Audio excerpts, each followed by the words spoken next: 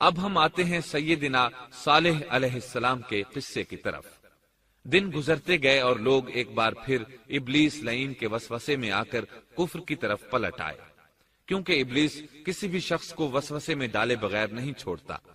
اس طرح ایک بار پھر کفر پھیل گیا، چنانچہ اللہ نے ان کی ہدایت کے لیے صالح علیہ السلام کو مبعوث فرمایا۔ یہ سمود کے پوتوں میں سے ایک عربی نبی تھے۔ ان کا نسب نامہ اس طرح ہے: صالح بن عبید بن سیاف بن ماشق بن عبید بن حاضر بن سمود بن ارم بن سام بن نوح علیہ السلام۔ گویا صالح علیہ السلام کا تعلق قوم سمود سے تھا، اور یہ قوم عاد کی نسل سے تھی۔ سمود کی قوم نے یمن کو خیر باد کہا اور جزیرے سے شمال کی طرف منتقل ہو گئے، پھر وہاں ہجر نامی ایک بستی میں جا ٹھہرے۔ قرآن کریم کی سورۃ الحجر اسی بستی کے نام سے موسوم ہے۔ قوم عاد کا تذکرہ سورۃ الحجر کے علاوہ سورۃ الاحقاف اور سورہ ہود میں بھی ہے۔ اللہ تعالیٰ سورۃ الحجر آیت 80 میں فرماتے ہیں، اور ہجر والوں نے بھی رسولوں کو جھٹلایا۔ ہجر قوم سمود کا مرکزی شہر تھا۔ اب وہ مدائن صالح کے نام سے مشہور ہے۔ یہ شہر مدینہ منورہ کے شمال مغرب میں 380 کلومیٹر کے فاصلے پر واقع ہے۔ یہ لوگ بھی پہاڑوں کو تراش کر گھر بناتے تھے۔ یہ صنعت اور کاریگری انہوں نے قوم عاد سے وراثت میں پائی تھی۔ اللہ تعالیٰ سورۃ الفجر آیت 9 میں فرماتے ہیں، اور قوم سمود کے ساتھ کیا کیا جنہوں نے وادی میں بڑے بڑے پتھر تراشے تھے۔ قرآن مجید میں اللہ تعالیٰ ایک مقام پر فرماتے ہیں، اور ہم نے قوم عاد اور سمود کو غارت کیا جن کے بعض مکانات آپ کے سامنے ظاہر ہیں۔ ان کے مکانات ان کی تباہی سے لے کر اب تک موجود ہیں۔ شام کے راستے میں خیبر، تیما سے تبوک تک قوم سمود کے آثار پائے جاتے ہیں۔ یہ لوگ کس طرح پتھر تراش تراش کر گھر بناتے تھے، اللہ تعالیٰ نے سورۃ الاعراف آیت 74 میں اس کا ذکر کیا ہے۔ اس وقت کو یاد کرو جب اللہ تعالیٰ نے تمہیں قوم عاد کے بعد جانشین بنایا اور تمہیں زمین پر رہنے کا ٹھکانہ دیا کہ نرم زمین پر محل بناتے ہو اور پہاڑوں کو تراش تراش کر ان میں گھر بناتے ہو۔ سو اللہ کی نعمتوں کو یاد کرو اور زمین میں فساد مت پھیلاؤ۔ یہ آیت ان کی طاقت، جسم کی صلاحیت اور ماہر فن ہونے پر دلیل ہے۔ پہاڑوں کو تراشنا دراصل قوم عاد کی عادت تھی۔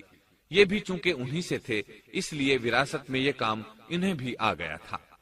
جس طرح اللہ نے عاد کو اپنی نعمتوں سے نوازا تھا، اسی طرح سمود کو ان سے بڑھ کر نعمتیں دی تھی۔ اللہ تعالیٰ صالح علیہ السلام کی زبانی ان سے فرماتے ہیں، اے قوم سمود، کیا تمہیں ان چیزوں میں بے فکری سے رہنے دیا جائے گا، یعنی باغات، چشموں، کھیتوں اور کھجوروں میں جن کا خوشہ ملائم ہے، اور تم پہاڑوں کو تراش کر پرتکلف گھر بناتے ہو؟ پس اللہ سے ڈرو اور میرا کہنا مانو۔ لیکن ان لوگوں نے ہر طرح سے قوم عاد کی پیروی کی، نصیحت پکڑنے کی بجائے بتوں کی عبادت شروع کر دی۔ اللہ نے ان کے درمیان صالح علیہ السلام کو مبعوث فرمایا۔ آپ نبوت ملنے سے پہلے بھی عقل مند اور علم والے تھے، باعزت گھرانے سے تعلق رکھتے تھے، اپنے معاملات میں لوگ ان سے مشورے لیتے تھے، لہٰذا انہیں ایک خاص مقام حاصل تھا۔ لیکن جب آپ نے انہیں ایک اللہ پر ایمان لانے، اس کے سوا کسی کی عبادت نہ کرنے کی دعوت دی تو ان کا ساتھ چھوڑ گئے۔ جواب میں ان سے کہنے لگے، اے صالح، اس سے پہلے تو ہم تجھ سے بہت کچھ امیدیں لگائے ہوئے تھے۔ مطلب یہ کہ پہلے تو ہمارے نزدیک آپ کا بہت مرتبہ تھا، مقام تھا، ہمیں آپ سے بہت امیدیں تھیں، لیکن آپ نے تو یہ باتیں کہہ کر ہماری ساری امیدوں پر پانی پھیر دیا۔ ان کے اس جواب کے باوجود صالح علیہ السلام انہیں اللہ کی طرف بلاتے رہے اور ان سے کہتے رہے، اے میری قوم، اللہ کی عبادت کرو، اس کے سوا تمہارا کوئی معبود نہیں۔ تمام انبیاء کی اپنی اپنی قوم کو یہی دعوت تھی کہ اے لوگو، اللہ کی عبادت کرو، اسی نے تمہیں زمین سے پیدا کیا ہے، اسی نے تمہیں زمین میں آباد کیا ہے، اس سے معافی طلب کرو، یقیناً میرا رب قریب ہے اور دعاؤں کو قبول کرنے والا ہے۔ اے میری قوم، تم نیکی سے پہلے برائی کی جلدی کر رہے ہو، اللہ سے معافی کیوں نہیں مانگتے کہ تم پر رحم کیا جائے؟ اللہ سے ڈرو، میری اطاعت کرو، حد سے گزر جانے والے بے باک لوگوں کی اطاعت سے باز آؤ، وہ ملک میں فساد پھیلا رہے ہیں اور اصلاح نہیں کرتے۔ صالح علیہ السلام نے ہود علیہ السلام کی طرح اپنی قوم کو نصیحت کی، لیکن ان ظالموں نے بھی اسی طرح کفر کیا جیسے قوم عاد نے کیا تھا۔ کہنے لگے یہ کیسے ہو سکتا ہے کہ ہم اپنے میں سے ایک شخص کے تابع ہو جائیں؟ اس اکیلے کی اتنی زیادہ فضیلت کی آخر کیا وجہ ہے؟ ہم نہیں مان سکتے کہ ہم میں صرف اسی ایک پر اللہ کی باتیں نازل ہوتی ہیں۔ پھر وہ اس سے بھی آگے بڑھے اور اللہ کے نبی کو کھلے الفاظ میں پرلے درجے کا جھوٹا کہا، جادوگر کہا۔ پھر یہ سرکش اور کافر لوگ صالح علیہ السلام کے ساتھ ایمان لانے والے کمزور غریب لوگوں کو مخاطب کر کے کہنے لگے، کیا تم صالح پر ایمان رکھتے ہو؟ ہم تو اس کے منکر ہیں۔ اس طرح صالح علیہ السلام دن رات انہیں دعوت دیتے رہے، یہاں تک کہ یہ لوگ صالح علیہ السلام سے کہنے لگے، تم نے اور تمہارے ساتھیوں نے ہمارے اندر نحوست پھیلا رکھی ہے اور اسی لیے ہم مشکلات اور مصائب کا شکار ہیں، لہٰذا تم ہم سے دور ہو جاؤ۔ صالح علیہ السلام نے انہیں جواب دیا، تم پر نحوست اللہ کی طرف سے ہے، تم فتنے میں پڑے ہوئے لوگ ہو۔ پھر اس کے بعد وہ لوگ صالح علیہ السلام سے مکمل طور پر دشمنی کرنے لگے اور انہوں نے آپ کو یہاں تک کہہ دیا کہ آپ ہماری مجلس میں نہ آیا کریں کیونکہ آپ منحوس ہیں۔ پھر بات یہاں تک پہنچی کہ صالح علیہ السلام نے انہیں اللہ کے عذاب سے ڈرایا، دھمکایا اور کہا، اے میری قوم کے لوگوں، ذرا بتلاؤ تو اگر میں اپنے رب کی طرف سے کسی مضبوط دلیل پر ہوا اور اس نے مجھے اپنے پاس سے رحمت عطا کی ہو، پھر میں نے اس کی نافرمانی کی، تو کون ہے جو اس کے مقابلے میں میری مدد کرے؟ تم تو میرا نقصان ہی بڑھا رہے ہو۔ یعنی فرض کرو اگر میں حق پر ہوا اور یقیناً میں حق پر ہوں اور اللہ تعالیٰ نے مجھے اپنی نبوت سے بھی نوازا ہے، پھر بھی میں تمہاری باتوں میں آ کر اس کی نافرمانی کروں تو بلا شبہ اس وقت میں گھاٹے میں ہوں گا اور تم بھی خسارہ پانے والے ہوگے۔ اس پر وہ ظالم لوگ مقابلے پر اتر آئے، کہنے لگے، اگر تو سچا ہے تو کوئی معجزہ لے آ، لیکن وہ معجزہ ہماری مرضی کے مطابق ہو، اس صورت میں ہم ضرور ایمان لے آئیں گے۔ آپ ایسا کریں کہ بستی کے کنارے پتھریلی چٹان میں سے دودھ دینے والی 10 ماہ کی حاملہ اونٹنی نکالیں، اس کا رنگ سرخ ہو۔ صالح علیہ السلام سے یہ مطالبہ کر کے وہ سردار لوگ ایک طرف بیٹھ گئے اور مذاق اڑانے لگے۔ ایک کہنے لگا اونٹنی 10 ماہ کی ہو، حاملہ ہو، دوسرا کہنے لگا لازمی طور پر اس کا رنگ سرخ ہو، پھر ایک تیسرا سردار بولا اس کی کھال پر بہت زیادہ اون ہو، چوتھا بولا موٹی تازی ہو، ہم نے پہلے اس قسم کی اونٹنی دیکھی نہ ہو، پانچواں بولا وہ اتنی بڑی ہو کہ اکیلی ایک دن تمام کنویں کا پانی پی جائے اور دوسرے روز ہم پئیں۔ یہ لوگ اسی طرح مذاق اڑا رہے تھے کہ صالح علیہ السلام نے ان سے کہا، اگر تمہاری مطلوبہ اونٹنی تمہیں مل جائے تو کیا تم ایمان لے آؤ گے؟ سب نے مل کر کہا، ہاں ضرور لے آئیں گے۔ صالح علیہ السلام نے فرمایا، تب تم ایک دن سب لوگوں کو جمع کر لو۔ مقررہ دن وہ لوگ جمع ہو گئے۔ ان کی موجودگی میں صالح علیہ السلام نے اللہ سے دعا کی، زمین پر زلزلہ طاری ہوا، ان کی آنکھوں کے سامنے چٹان پھٹی اور اس سے بالکل ویسی ہی اونٹنی نکلی جیسا کہ ان کا مطالبہ تھا۔ انہوں نے اپنی زندگی میں ایسی اونٹنی کبھی نہیں دیکھی تھی، اس میں وہ تمام صفات موجود تھیں جن کا ذکر ان لوگوں نے کیا تھا۔ اللہ تعالیٰ صالح علیہ السلام کی زبانی سورہ ہود آیت 64 میں فرماتے ہیں، اے میری قوم، یہ اللہ کی بھیجی ہوئی اونٹنی ہے، یہ تمہارے لیے ایک معجزہ ہے، اب تم اسے اللہ کی زمین میں کھاتی ہوئی چھوڑ دو اور اسے کسی طرح کی تکلیف نہ پہنچاؤ، ورنہ فوری عذاب تمہیں آ پکڑے گا۔ اس اونٹنی کو چونکہ کسی اونٹنی نے جنم نہیں دیا تھا، اس لیے اس کو ناقۃ اللہ یعنی اللہ کی اونٹنی کہا گیا۔ پھر صالح علیہ السلام نے فرمایا، لوگو سن لو، ایک دن یہ اونٹنی پانی پیے گی، ایک دن تم پیو گے، تم میں سے کوئی اسے تکلیف نہ پہنچائے، ورنہ اللہ کا بدترین عذاب تم پر نازل ہوگا۔ سورۃ القمر میں اللہ فرماتے ہیں، بے شک ہم اونٹنی کو ان کے لیے آزمائش بنا کر بھیج رہے ہیں، تم صبر کے ساتھ ان کے انجام کا انتظار کرو۔ اس نشانی کے ظہور کے بعد اللہ تعالیٰ نے صالح علیہ السلام کو مخاطب کر کے فرمایا، تم اب دیکھتے رہو کہ ان کا انجام کیا ہوتا ہے، ان کی سختیوں پر صبر کرو، ان سے کہہ دو کہ پانی پر ایک دن ان کا اختیار ہوگا اور ایک دن اس اونٹنی کا، خبردار کوئی زیادتی نہ کرے اور اس اونٹنی کو پانی پینے سے نہ روکے۔ سورۃ الشمس میں اللہ تعالیٰ فرماتے ہیں کہ ان سے اللہ کے رسول نے فرما دیا تھا کہ اللہ کی اونٹنی کی اور اس کے پانی پینے کی باری کی حفاظت کرو، یعنی اسے نہ تو پانی پینے سے روکو اور نہ ہی اسے کوئی تکلیف پہنچاؤ۔ اس معجزے کو دیکھ کر لوگ دو گروہوں میں بٹ گئے۔ بہت کم لوگوں نے صالح علیہ السلام کی پیروی کی، ان پر ایمان لائے، جبکہ اکثر لوگ پھر بھی اپنے کفر پر ڈٹے رہے۔ اللہ تعالیٰ فرماتے ہیں، ان لوگوں نے خود معجزے کا مطالبہ کیا تھا، لیکن اس کو اپنی آنکھوں سے دیکھنے کے باوجود ظلم پر اڑے رہے اور کفر پر اصرار کرتے رہے۔ سورۃ الحجر آیت 81 میں اللہ فرماتے ہیں، اور انہیں ہم نے اپنی نشانیاں بھی عطا فرمائی تھیں، لیکن پھر بھی وہ ان سے گردن موڑنے والے ہی رہے۔ اسی طرح سورہ بنی اسرائیل میں اللہ تعالیٰ فرماتے ہیں، ہم نے قوم سمود کو نشان کے طور پر اونٹنی عطا فرمائی تھی، لیکن انہوں نے اس پر ظلم کیا۔ بلا شبہ وہ ایک واضح نشانی تھی، کوئی شخص یہ نہیں کہہ سکتا تھا کہ جادوگروں نے اسے پیدا کیا ہے۔ وہ اونٹنی ان میں موجود رہی، ان کے علاقے میں جہاں چاہتی چرتی، جب کنویں پر پانی پینے جاتی تو سارا پانی پی جاتی۔ وہ لوگ اس کا دودھ پیتے، دودھ سب کے لیے کافی ہو جاتا۔ ان کی آنکھوں کے سامنے اس نے ایک بچے کو جنم دیا، وہ شکل صورت میں بالکل اپنی ماں جیسا تھا۔ لوگ اسے دیکھ کر تعجب کرتے، بچہ اونٹنی کے ساتھ رہتا، یہ ایک واضح نشانی تھی، اس پر جادو کا گمان کیا ہی نہیں جا سکتا تھا۔ وہ اونٹنی ایک عرصے تک ان لوگوں میں رہی۔ اللہ فرماتے ہیں، ہم نے قوم سمود کو بطور نشان کے ایک اونٹنی دی تھی، لیکن انہوں نے اس پر ظلم کیا، حالانکہ یہ نشانیاں ہم لوگوں کو ڈرانے کے لیے ہی بھیجتے ہیں۔ وہ لوگ اس اونٹنی کو دیکھ کر متعجب ضرور ہوئے، لیکن ایمان پھر بھی بہت کم لوگ لائے، حالانکہ اس نشانی کے بعد انہیں چاہیے تھا ایمان لے آئیں۔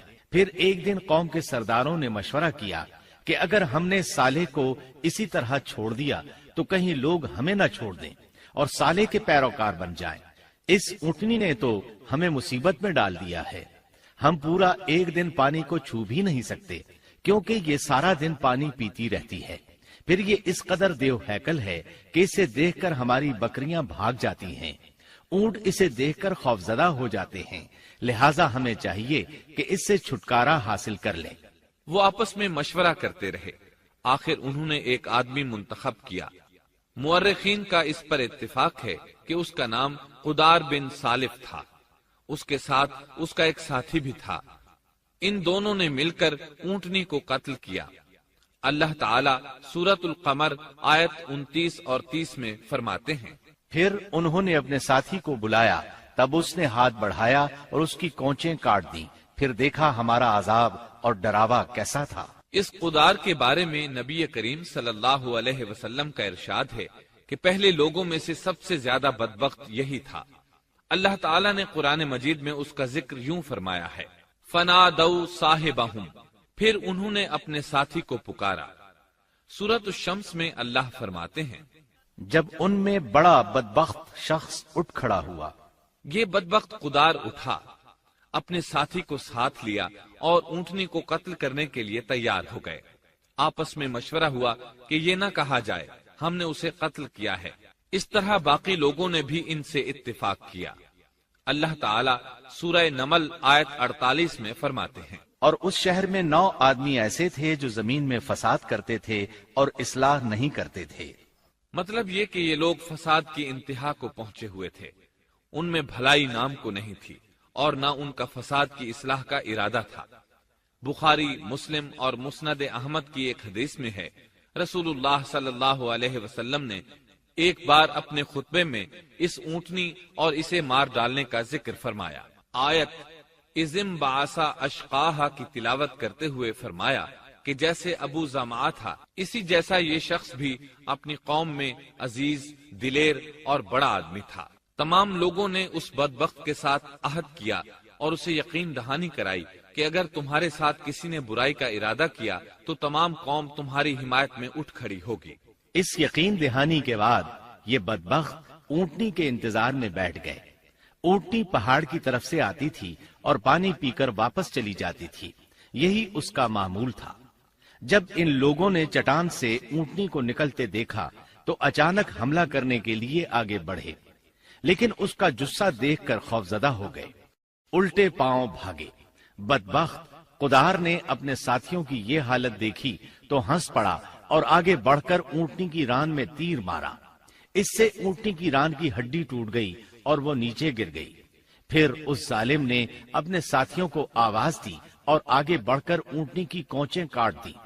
سورۃ الشمس میں اللہ تعالیٰ فرماتے ہیں، ان لوگوں نے اپنے پیغمبر کو جھوٹا سمجھ کر اس اونٹنی کی کونچیں کاٹ دیں، پس ان کے رب نے ان کے گناہوں کے باعث ان پر ہلاکت ڈالی اور پھر ہلاکت کو عام کر دیا اور اس بستی کو برباد کر دیا۔ اونٹنی کی کونچیں کاٹ دیے جانے کے بارے میں اللہ تعالیٰ ایک دوسرے مقام پر فرماتے ہیں کہ پس انہوں نے اونٹنی کو مار ڈالا اور اپنے پروردگار کے حکم سے سرتابی کی اور کہنے لگے، اے صالح، جن عذابوں سے تو ہمیں دھمکاتا رہتا تھا، اگر تو واقعی پیغمبر ہے تو ان عذابوں کو ہم پر نازل کرا دے۔ اونٹنی پر حملہ ہوتے ہی اس کا بچہ بھاگ نکلا تھا۔ وہ پہاڑ کی چوٹی پر چڑھ گیا، 3 مرتبہ بلبلایا۔ یہ بدبخت اس کے پیچھے بھاگے اور آخر اسے بھی قتل کر دیا۔ پھر تمام بستی والے جمع ہوئے، اونٹنی اور اس کے بچے کا گوشت تیار کیا اور مزے کے ساتھ اس کو کھایا۔ اس جرم میں ان سب نے شرکت کی، البتہ جو لوگ صالح علیہ السلام پر ایمان لے آئے تھے وہ الگ تھلگ رہے۔ صالح علیہ السلام کو جب یہ خبر ملی تو وہ گھبرائے ہوئے اونٹنی کے پاس پہنچے۔ اونٹنی بے جان پڑی تھی، اس کا بچہ بھی بے جان تھا۔ لوگ ان کے گرد جمع تھے اور ان کا گوشت کھا رہے تھے۔ اس وقت صالح علیہ السلام نے ان سے کہا، اس پر صالح نے کہا کہ اچھا تم 3 دن تک اپنے گھروں میں رہ سہ لو، یہ وعدہ جھوٹا نہیں ہے۔ مطلب یہ کہ تمہیں صرف 3 دن کی مہلت ہے، اس کے بعد تم سب کے سب ہلاک کیے جاؤ گے۔ وہ صالح علیہ السلام کی بات کو رد کرتے ہوئے انہیں دھمکیاں دینے لگے کہ جن عذابوں کا تو ہم سے وعدہ کر رہا ہے، اگر تو سچا ہے تو ان کو ہم پر نازل کر دے۔ اس کے بعد وہ جمع ہو کر مشورہ کرنے لگے کہ آج رات صالح کو بھی مار ڈالو۔ ان کے اس مشورے کے بارے میں اللہ تعالیٰ سورۃ النمل آیات 48 اور 49 میں فرماتے ہیں، اس شہر میں 9 سردار تھے، وہ زمین میں فساد پھیلاتے رہتے تھے اور اصلاح نہیں کرتے تھے۔ انہوں نے آپس میں بڑی بڑی قسمیں کھا کھا کر عہد کیا کہ رات ہی کو صالح اور اس کے گھر والوں پر چھاپا ماریں گے اور اس کے وارثوں سے صاف کہہ دیں گے کہ ہم اس کے اہل کی ہلاکت کے وقت موجود نہیں تھے اور ہم بالکل سچے ہیں۔ اب یہ لوگ صالح علیہ السلام کے گھر کی طرف چلے۔ اللہ تعالیٰ سورۃ النمل آیات 50 اور 51 میں فرماتے ہیں، اور انہوں نے ایک داؤ کھیلا، سو ہم نے بھی ایک ایسا داؤ کھیلا کہ انہیں خبر بھی نہ ہوئی۔ پھر دیکھو کہ ان کے داؤ کا کیا انجام ہوا، ہم نے انہیں اور ان کی ساری قوم کو ہلاک کر دیا۔ صالح علیہ السلام کا گھر پہاڑ کی بلندی پر تھا۔ یہ فسادی لوگ ابھی اوپر چڑھ رہے تھے کہ زمین حرکت کرنے لگی۔ ایک چٹان اوپر سے لڑھکتی ہوئی آئی اور ان تمام کو پیس کر رکھ دیا۔ ان 9 فسادی لوگوں کی ہلاکت کے ساتھ ہی اللہ کے عذاب کی ابتدا ہو چکی تھی۔ چنانچہ صالح علیہ السلام نے اپنے ساتھیوں کے ساتھ اس بستی کو چھوڑ دیا، یعنی وہ ہجر کے علاقے سے نکل گئے۔ صبح ہوئی تو لوگوں نے ایک عجیب منظر دیکھا۔ قوم سمود کے تمام لوگوں کے چہرے زرد پڑ چکے تھے، وہ سب رونے لگے کیونکہ عذاب کے آثار شروع ہو چکے تھے۔ دوسرے دن تمام لوگوں کے چہرے آگ کی طرح سرخ ہو گئے اور تیسرے دن تمام کے چہرے سیاہ ہو چکے تھے۔ اپنی یہ حالت دیکھ کر سب لوگ رونے اور چیخ پکار کرنے لگے، اپنی قبریں کھودنے لگے۔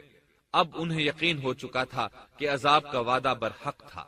اللہ تعالیٰ نے انہیں پہلی قوموں کی طرح ایک قسم کا عذاب نہیں دیا تھا، جیسے قوم نوح کو صرف طوفان کے ذریعے ہلاک کیا گیا، قوم عاد کو صرف طوفانی ہوا کے ذریعے ہلاک کیا گیا، لیکن قوم سمود کو اللہ تعالیٰ نے طرح طرح کے عذابوں سے دوچار کیا، اس لیے کہ انہوں نے اپنی مطلوبہ شرط پوری ہونے کے باوجود ایمان قبول نہیں کیا تھا۔ عذاب کی ابتدا زلزلے سے ہوئی، زمین حرکت کرنے لگی۔ اس کی وجہ سے وہ لوگ اپنے گھروں میں اوندھے کے اوندھے پڑے رہ گئے، ان میں اٹھنے کی طاقت تک نہ رہی۔ پھر آسمان میں سخت کڑاکا ہوا، اس کی ہولناک دہشت انگیز چنگھاڑ نے ان کے بھیجے پھاڑ کر رکھ دیے، ایک ہی لمحے میں ایک ساتھ وہ سب ڈھیر ہو گئے۔ ان کی ہلاکت اور تباہی کو بیان کرتے ہوئے اللہ تعالیٰ سورۃ الزاریات آیات 43 تا 45 میں فرماتے ہیں، اور سمود کے قصے میں بھی عبرت ہے، جب ان سے کہا گیا کہ تم کچھ دن تک فائدہ اٹھا لو، لیکن انہوں نے اپنے رب کے حکم سے سرتابی کی، اس پر انہیں ان کے دیکھتے دیکھتے تیز و تند کڑاکے نے ہلاک کر دیا، پس نہ تو وہ کھڑے ہو سکے اور نہ بدلہ لے سکے۔ اسی طرح سورہ ہود میں اللہ تعالیٰ نے ان کی تباہی کا نقشہ اس طرح کھینچا ہے کہ ایک زور کی کڑک نے ان ظالموں کو آ لیا، پھر تو وہ اپنے گھروں میں زانو کے بل مردہ پڑے رہ گئے، ایسے گویا کہ وہ کبھی آباد ہی نہ تھے۔ سورۃ القمر میں اللہ نے ان کی رسوائی ان الفاظ میں بیان کی ہے، ہم نے ان پر ایک چیخ بھیجی، پھر وہ ایسے ہو گئے جیسے کانٹوں کی باڑ کا چورا۔ دوسری طرف صالح علیہ السلام اور ان کے ساتھیوں کو اللہ تعالیٰ نے اپنی رحمت سے نجات دی۔ اللہ تعالیٰ سورہ ہود آیت 66 میں فرماتے ہیں، پھر جب ہمارا فرمان آ پہنچا، ہم نے صالح اور ان پر ایمان لانے والوں کو اپنے فضل سے اس سے بچا لیا اور اس دن کی رسوائی سے بھی، یقیناً تیرا پروردگار نہایت توانا اور غالب ہے۔ اس قوم کے آثار آج تک باقی ہیں، مدینہ منورہ کے شمال مغرب میں ان کے گھر موجود ہیں، اب یہ علاقہ مدائن صالح کے نام سے مشہور ہے۔ سورۃ النمل میں اللہ تعالیٰ فرماتے ہیں، پس یہ ان کے گھر ہیں جو ان کے ظلم کے سبب ویران پڑے ہیں، بے شک اس میں دانش مندوں کے لیے نشانیاں ہیں۔ اللہ تعالیٰ نے ان کے نشانات کو آج تک باقی رکھا ہے تاکہ بعد میں آنے والوں کو یقین ہو جائے اور کسی قسم کا شک نہ رہے۔ عذاب کے آثار نمودار ہونے پر صالح علیہ السلام نے ان سے فرمایا تھا، اے میری قوم، میں نے تمہیں اپنے پروردگار کا حکم پہنچا دیا تھا اور میں نے تمہاری خیر خواہی کی، لیکن تم لوگ خیر خواہوں کو پسند نہیں کرتے۔ اس کے بعد صالح علیہ السلام اپنے ساتھیوں کے ساتھ وہاں سے ہجرت کر کے فلسطین آ گئے، وہیں رملہ نامی بستی میں رہنے لگے اور یہیں آپ کی وفات ہوئی۔ نبی کریم صلی اللہ علیہ وسلم صحابہ کرام رضی اللہ عنہم کے ساتھ تبوک تشریف لے گئے تو آپ نے مدائن صالح کے قریب قیام فرمایا تھا۔ صحابہ نے ان کنووں سے پانی لے لیا جو قوم سمود کے استعمال میں رہے تھے، کچھ برتن بھی وہاں سے لے لیے۔ آپ کو پتہ چلا تو آپ نے حکم فرمایا، ان برتنوں کو توڑ دو اور اس پانی کو بہا دو اور اس پانی سے جو کھانا تیار کیا ہے اس کو الٹ دو۔ آپ نے انہیں ان گھروں میں داخل ہونے سے بھی روک دیا جن میں اللہ کا عذاب نازل ہوا تھا۔ آپ صلی اللہ علیہ وسلم نے فرمایا، میں ڈرتا ہوں تم پر بھی ایسا عذاب نہ آ جائے جیسا ان پر آیا تھا، اس لیے ان کے علاقے میں داخل نہ ہوا کرو، اور اگر داخل ہونا پڑ جائے تو روتے ہوئے داخل ہوا کرو، اور رونا نہ آئے تو رونے جیسی شکلیں بنا لیا کرو تاکہ تمہارا شمار ظالموں میں نہ ہو۔ اللہ تعالیٰ فرماتے ہیں، آگاہ رہو، قوم سمود نے اپنے رب سے کفر کیا، سن لو ان سمودیوں پر پھٹکار ہے۔ قرآن میں ان کا قصہ 26 سے زائد مرتبہ بیان کیا گیا ہے۔ اس کے بعد لوگ ایمان کی حالت میں امن چین کی زندگی بسر کرنے لگے، لیکن پھر نئے سرے سے ان میں خرابی پیدا ہوئی۔ شیطان نے پھر اپنا کام دکھایا، ان کے دلوں میں وسوسہ ڈالا اور فلسطین، عراق، مصر اور جزیرے کے نواحی علاقوں میں شرک پھیل گیا۔ لوگ ایک بار پھر کفر کی طرف پلٹ پڑے۔ اس پورے قصے میں چند عبرتیں ہیں، آئیے ذرا ان کا بھی ذکر ہو جائے۔ اللہ تعالیٰ کی اونٹنی اگرچہ سیدنا صالح علیہ السلام کی نبوت کا ایک نشان تھی، ان کی سچائی کا ثبوت تھی، لیکن قرآن کریم کی وضاحت یہ ہے کہ وہ قوم سمود کی آزمائش کے لیے تھی اور وہی ان کی ہلاکت کا نشان ثابت ہوئی، جیسا کہ سورۃ القمر میں اللہ تعالیٰ فرماتے ہیں، بے شک ہم اونٹنی کو ان کی آزمائش اور امتحان کے لیے بھیجنے والے ہیں، پس تو ان کے انتظار میں رہ اور صبر اختیار کر۔ سنت اللہ یہ رہی ہے کہ اگر وہ اپنے پیغمبر کو کسی قوم کی ہدایت کے لیے بھیجے اور قوم اس کی ہدایت پر کان نہ دھرے تو ضروری نہیں کہ وہ قوم ہلاک کر دی جائے، لیکن جو قوم اپنے نبی سے اس وعدے پر نشان طلب کرے کہ اگر ان کا مطلوبہ نشان ظاہر ہو گیا تو وہ ایمان لے آئیں گے، اور پھر نشان آ جانے کے بعد وہ ایمان نہ لائے تو اس قوم کی ہلاکت یقینی ہے۔ اللہ تعالیٰ پھر اس قوم کو معاف نہیں کرتے جب تک کہ وہ تائب نہ ہو جائے اور اللہ کے دین کو قبول نہ کرے یا عذاب الہی سے صفائے ہستی سے مٹ کر دوسروں کے لیے عبرت کا نشان بن جائے۔ لیکن اس سنت سے نبی کریم صلی اللہ علیہ وسلم کی امت مستثنا ہے، اس لیے کہ آپ صلی اللہ علیہ وسلم نے وضاحت فرمائی ہے، میں نے اللہ تعالیٰ سے دعا مانگی ہے کہ اللہ تعالیٰ میری امت میں عذاب عام مسلط نہ فرمائے، اور اللہ نے میری دعا قبول فرما لی۔ قرآن میں اللہ تعالیٰ نے نبی کریم صلی اللہ علیہ وسلم کی اس بات کی یوں تصدیق کی ہے، اے رسول، اس حال میں کہ تو ان میں موجود ہے، اللہ تعالیٰ ان کافروں پر عذاب مسلط نہیں کرے گا۔ اور یہ ایک خطرناک غلطی ہے، نفس کا دھوکہ ہے کہ انسان عیش و عشرت اور دنیاوی جاہ و جلال کو دیکھ کر یہ خیال کر بیٹھے، یہ گمان کر لے کہ جس قوم یا فرد کے پاس یہ سب کچھ موجود ہے وہ ضرور اللہ تعالیٰ کے سائے میں ہے، اور یہ کہ ان کی یہ خوش عیشی اس بات کی علامت ہے کہ اللہ تعالیٰ کی خوشنودی ان کے ساتھ ہے۔ یہ نفس کا دھوکہ ہے، غلط فہمی ہے، بلکہ کج فہمی ہے۔ قرآن کریم کے اس واقعے میں جگہ جگہ اس بات کی وضاحت ہے کہ بعض اوقات زیادہ سے زیادہ خوش عیشی زیادہ سے زیادہ عذاب کا پیش خیمہ ثابت ہوتی ہے، اگرچہ قوموں کے لیے اس کی مدت چند ماہ یا چند سال نہیں بلکہ گھبرا دینے والی مدت ہی کیوں نہ ہو، مگر ہر قسم کی دنیاوی کامیابیوں اور خوش عیشیوں کے ساتھ جب ظلم، سرکشی اور غرور کسی قوم کا مستقل شعار بن جائے تو سمجھ لو اس کی تباہی اور ہلاکت کا وقت قریب آ پہنچا۔ اللہ تعالیٰ فرماتے ہیں، تیرے رب کی پکڑ بہت سخت ہے، لیکن اس کے ساتھ ہی یہ بات بھی ہے کہ کسی قوم میں تمام تر خرابیوں کے باوجود اگر قوم سے اکثر افراد اللہ کے شکر گزار ہوں، اس کے بندوں کے ساتھ انصاف کرنے والے اور آپس میں نیک نیت اور خیرخواہی کرنے والے ہوں تو بلا شبہ وہ اللہ کے ہاں مقبول بندے ہیں، اور انہی کو دنیا اور آخرت کی کامیابیوں کی بشارت ہے، اور انہی کے لیے یہ دنیاوی عیش اللہ کی بے انتہا نعمتوں کی علامت ہے۔ انہی الفاظ پر سیدنا صالح علیہ السلام کا قصہ اختتام کو